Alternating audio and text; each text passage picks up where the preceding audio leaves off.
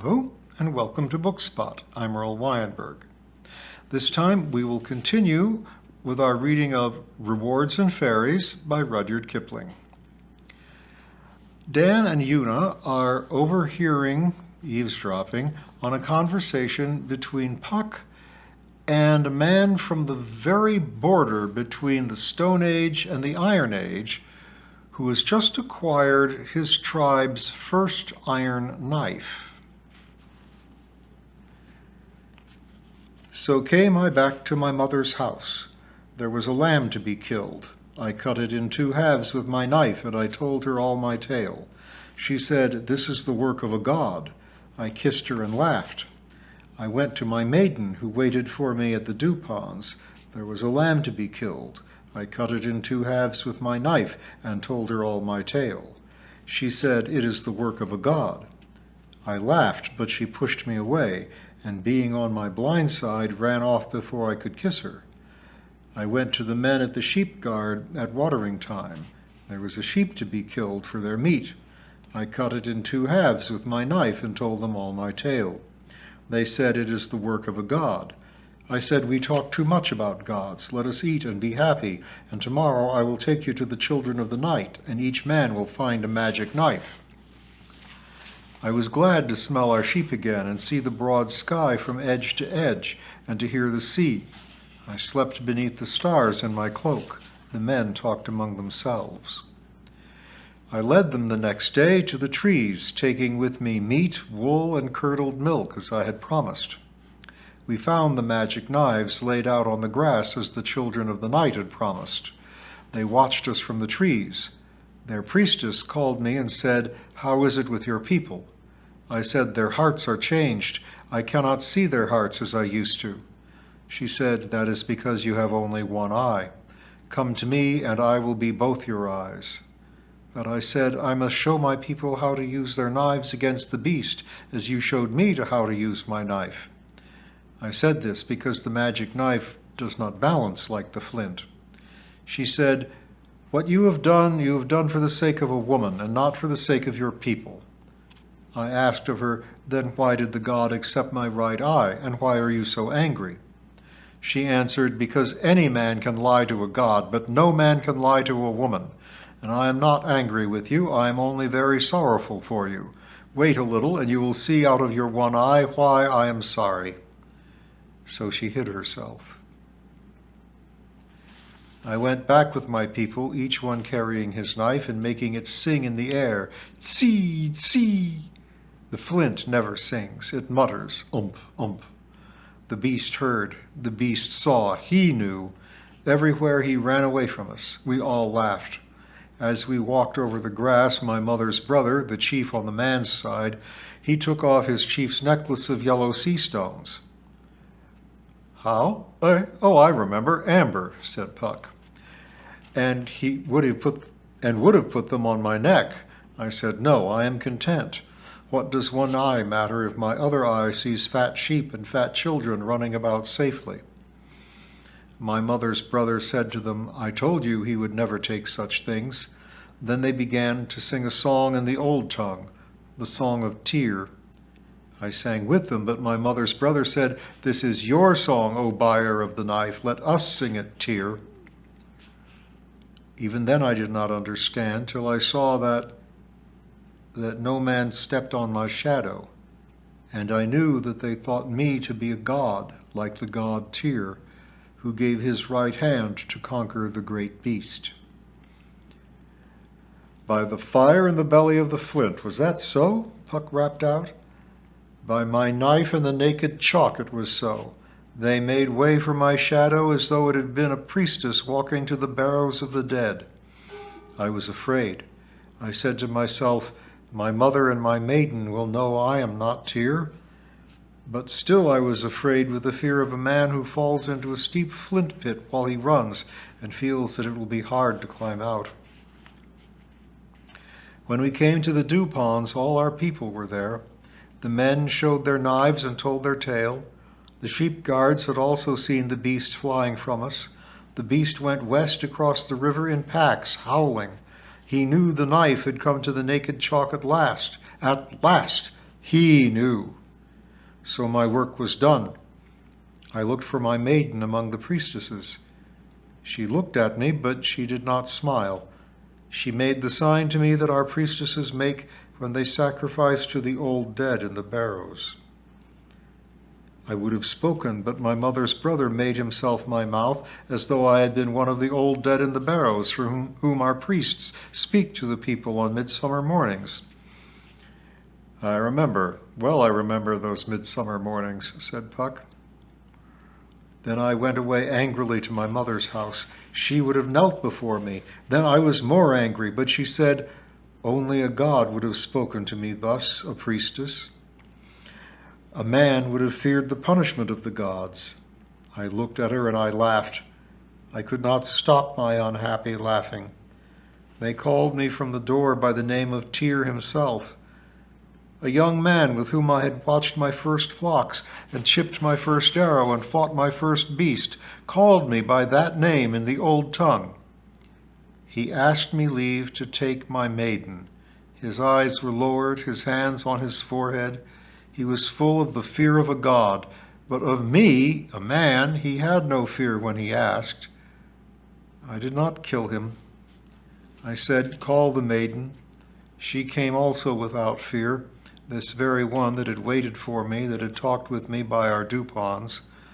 Being a priestess, she lifted her eyes to me. As I look on a hill or a cloud, so she looked at me. She spoke in the old tongue, which priestesses use when they make prayers to the old dead in the barrows. She asked leave that she might light the fire in my companion's house, and that I should bless their children. I did not kill her. I heard my own voice, little and cold, say, let it be as you desire. And they went away hand in hand. My heart grew little and cold. A wind shouted in my ears. My eye darkened. I said to my mother, can a god die? I heard her say, what is it? What is it, my son? And I fell into darkness full of hammer noises. I was not. Oh, poor, poor God, said Puck. And your wise mother? She knew. As soon as I dropped, she knew. When my spirit came back, I heard her whisper in my ear, whether you live or die or are made different, I am your mother. That was good, better even than the water she gave me and the going away of the sickness. Though I was ashamed to have fallen down, yet I was very glad. She was glad too. Neither of us wished to lose the other. There is only the one mother for the one son. I heaped the fire for her and barred the doors and sat at her feet before I went away, and she combed my hair and sang. I said at last, what is to be done to the people who say that I am Tyr? She said, he who has done a godlike thing must bear himself like a god. I see no way out of it. The people are now your sheep till you die. You cannot drive them off. I said, this is a heavier sheep than I can lift. She said, in time it will grow easy. In time, perhaps, you will not lay it down for any maiden anywhere. Be wise, be very wise, my son, for nothing is left you except the words and the songs and the worship of a god. Oh, poor God, said Puck, but those are not altogether bad things. I know they are not, but I would sell them all for one small child of my own, smearing himself with the ashes of our own house fire. He wrenched his knife from the turf, thrust it into his belt, and stood up. And yet, what else could I have done? He said. The sheep are the people. It is a very old tale, Puck answered. I have heard the like of it not only on the naked chalk, but also among the trees, under oak and ash and thorn.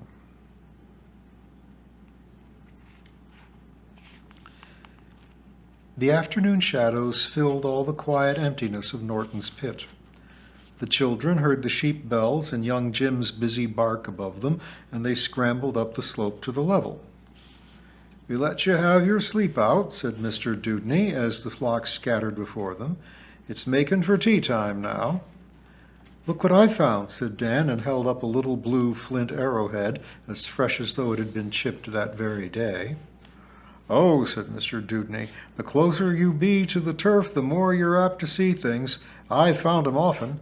Some say the fairies make 'em, but I say they was made by folks like ourselves, only a goodish time back. They're lucky to keep. Now you couldn't ever have slept, not to any profit, among your father's trees, same as you've laid out on the naked chalk, could you?" "One doesn't want to sleep in the woods," said Una. "Then what's the good of 'em?" said Mr. Dewdney. "Might as well set in the barn all day. Fetch 'em along, Jim boy." The downs, that looked so bare and hot when they came, were full of delicious little shadow dimples, the smell of the thyme and the salt mixed together on the southwest drift from the still sea. Their eyes dazzled with the low sun, and the long grass under it looked golden. The sheep knew where their fold was, so young Jim came back to his master, and they all four strolled home, the scabious heads swishing about their ankles, and the shadows streaking behind them like the shadows of giants. Song of the Men's Side. Once we feared the beast. When he followed us we ran very fast, though we knew it was not right that the beast should master man. But what could we flint workers do? The beast only grinned at our spears round his ears, grinned at the hammers that we made, but now we will hunt him for the life with the knife, and this is the buyer of the blade. Room for his shadow on the grass, let it pass, to left and right stand clear. This is the buyer of the blade, be afraid, this is the great god Tyr. Tyr thought hard till he hammered out a plan, for he knew it was not right, and it is not right, that the beast should master man. So he went to the children of the night, he begged a magic knife of their make for our sake. When he begged for the knife, they said, "The price of the knife you would buy is an eye," and that was the price he paid. Tell it to the barrows of the dead, run ahead, shout it to the women's side to hear. This is the buyer of the blade, be afraid, this is the great god Tyr. Our women and our little ones may walk on the chalk as far as we can see them and beyond. We shall not be anxious for our sheep when we keep tally at the shearing pond. We can eat with both elbows on our knees if we please. We can sleep after meals in the sun. For the shepherd of the twilight is dismayed at the blade. Feet in the night have run. Dog without a master goes away. Hi, Tyr, hey. Devil in the dark has run. Then room for his shadow on the grass. Let it pass. To left and right stand clear. This is the buyer of the blade. Be afraid. This is the great god Tyr. Poor God. Brother Squaretoes. It was almost the end of their visit to the seaside. They had turned themselves out of doors while their trunks were being packed and strolled over the downs toward the dull evening sea. The tide was dead low under the chalk cliffs, and the little wrinkled waves grieved along the sands up the coast to New Haven and down the coast to long gray Brighton, whose smoke trailed out across the channel. They walked to the gap where the cliff is only a few feet high. A windlass for hoisting shingle from the beach below stands at the edge of it. The Coast Guard cottages are a little farther on, and an old ship's figurehead of a Turk in a turban stared at them over the wall. "This time tomorrow we shall be at home, thank goodness," said Una. "I hate the sea." "I believe it's all right in the middle," said Dan. "The edges are the sorrowful parts." Cordery, the Coast Guard, came out of the cottage, leveled his telescope at some fishing boats, shut it with a click, and walked away. He grew smaller and smaller along the edge of the cliff, where neat piles of white chalk every few yards showed the path even on the darkest night. "Where's Cordery going?" said Una. "Halfway to New Haven," said Dan. "Then he'll meet the New Haven Coast Guard and turn back. He says if Coast Guards were done away with, smuggling would start up at once." A voice on the beach under the cliff began to sing, "The moon she shined on Telscombe Tye at night it was. She saw the smugglers riding by, a very pretty sight it was." Feet scrabbled on the flinty path. A dark, thin-faced man in very neat brown clothes and broad-toed shoes came up, followed by Puck. "3 Dunkirk boats was standing in," the man went on. "Hush," said Puck. "You'll shock these nice young people."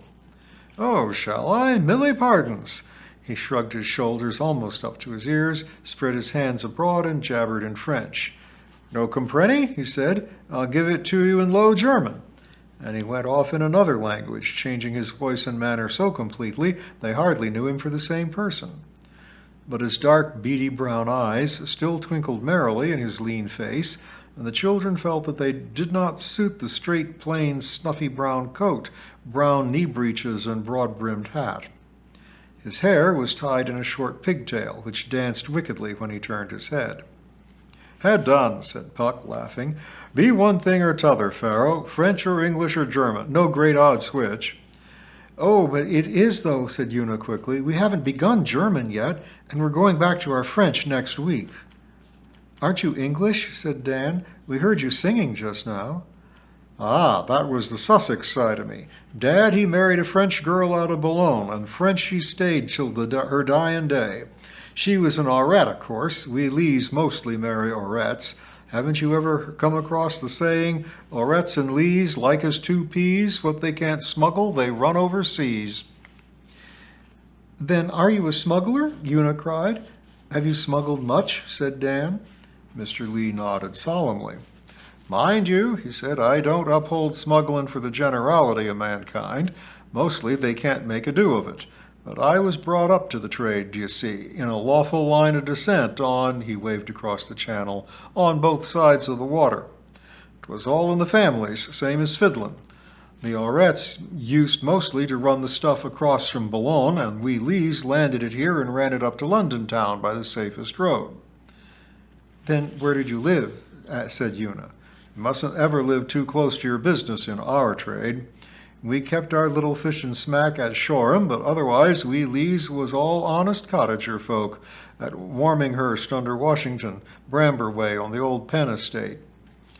"Ah," said Puck, squatting it by the windlass. "I remember a piece about the Lees at Warminghurst.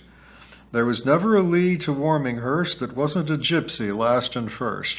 I reckon that's truth, Pharaoh." Pharaoh laughed. "Admittin' that's true," he said, "my gypsy blood must be wore pretty thin, for I've made and kept a worldly fortune." "By smuggling?" Dan asked. "No, in the tobacco trade." "You don't mean to say you gave up smuggling just to go and be a tobacconist?"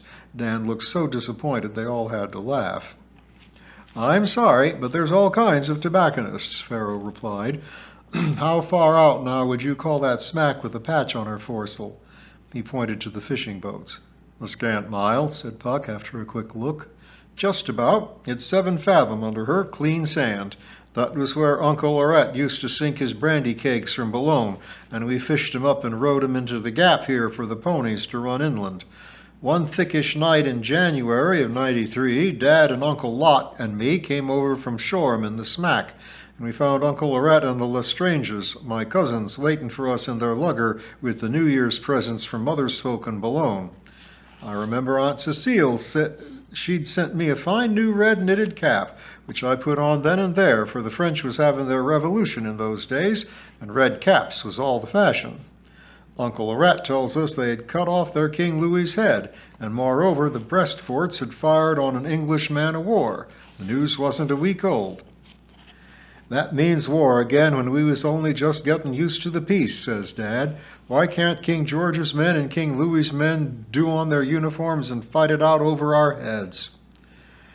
'Me too, I wish that,' said Uncle Aurette, 'but they'll be pressing better men than themselves to fight for 'em. The press gangs are out already on our side. You look out for yours.' I'll have to bide ashore and grow cabbages for a while after I've run this cargo, but I do wish, Dad says, going over the lugger's side with our New Year's presents under his arm and young Lestrange holding the lantern, I just do wish that those folks which make war so easy had to run one cargo a month all this winter. That'd show 'em what honest work means.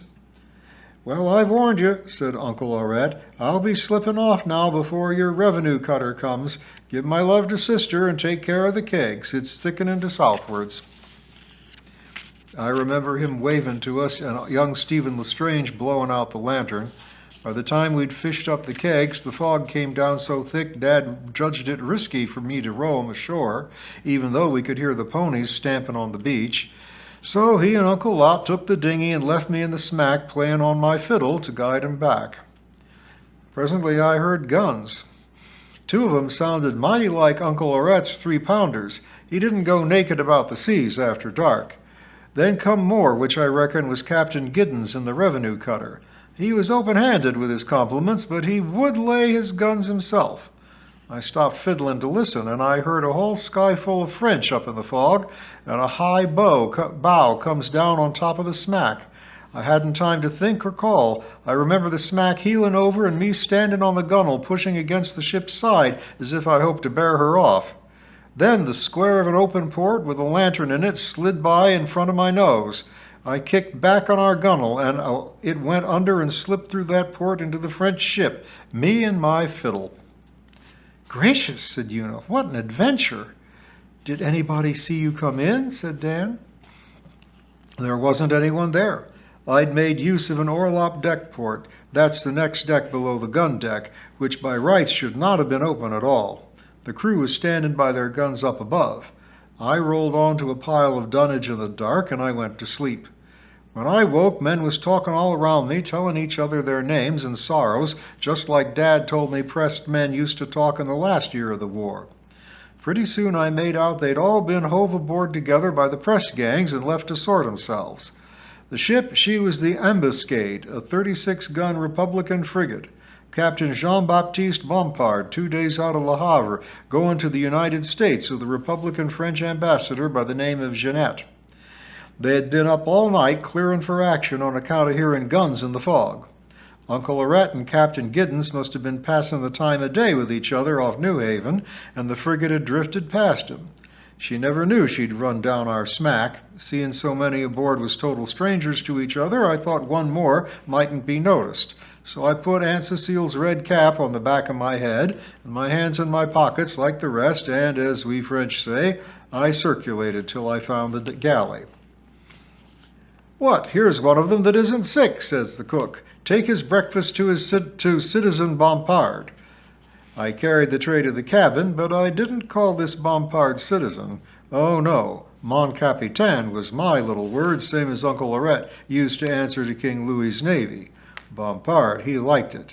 He took me for cabin servant, and after that no one asked questions. And thus I got good victuals and light work all the way across to America. He talked a heap of politics, and so did his officers, and when his ambassador Jeannette got rid of his land stomach and laid down the law after dinner, a rook's parliament was nothing compared to their cabin. I learned to know most of the men which had worked with the French Revolution through waiting at table and hearing 'em talk about 'em. One of our forecastle's 6-pounders was called Danton and the other Marat. I used to play the fiddle between 'em, sitting on the capstan. Day in and day out, Bompard and Monsieur Jeannette talked of what France had done and how the United States was going to join her to finish off the English in this war. Monsieur Jeannette said he'd just about made United States fight for France. He was a rude common man, but I liked listening. I always helped drink any health that was proposed, especially Citizen Danton's, who'd cut off King Louis's head. And all Englishmen might have been shocked. That's where my French blood saved me. And we will follow Brother Square Toes the rest of the way to America and see how he fares when he gets here.